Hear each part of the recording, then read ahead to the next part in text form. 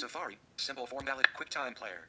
VoiceOver utility, window, utility categories, table, verbosity, selected. You are currently on a table. To enter this table, press Control, Option, Shift, down arrow.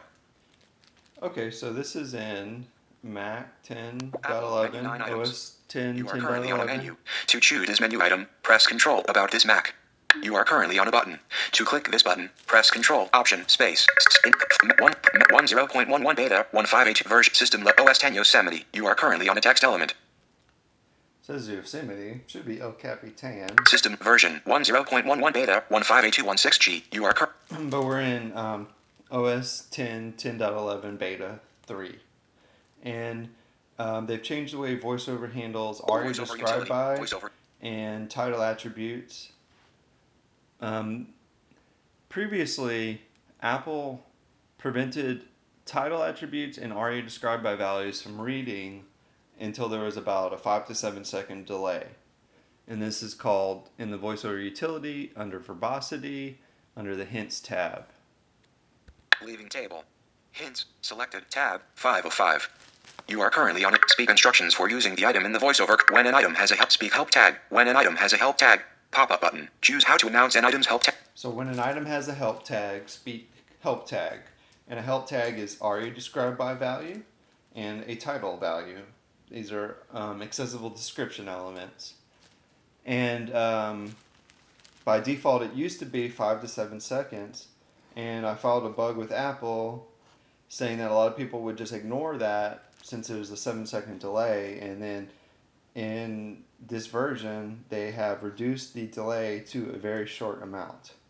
Speak hints after delay, 0.5 seconds. Speak hints after delay, slider.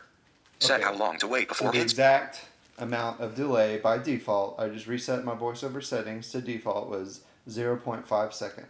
Short, 0.5 seconds. Speak hints after delay, slider. Set how long to wait before hints are spoken. You are currently on a slider. So it waits half a second now by default and then speaks the accessible description. So here's a demo. Safari, simple form validation using only aria-describedby and jQuery.focus window. First name star, required edit text. You are current last name first name asterisk required edit text. You are currently on a text field inside of HTML. Interesting. First it said star, now it says asterisk. But anyway, let me tab to the password, which has an aria-describedby value. Last name password asterisk required edit text. 8 digits, 1 uppercase, 1 number, 1 special character. You are currently on a text field inside of HTML content. To enter text in this field, type.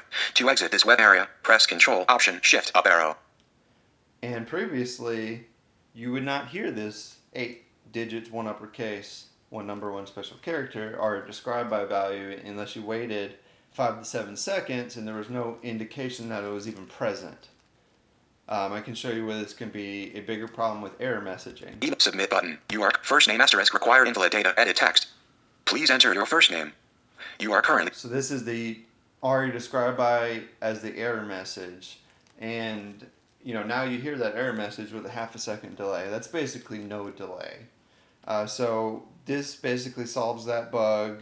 And now people don't have to code hacks around aria-describedby support because they didn't like how VoiceOver spoke it with a certain delay. Okay, I hope that helps clear it up a bit. VoiceOver utility window. 0.5 seconds. Speak Safari. QuickTime player. Screen selector window.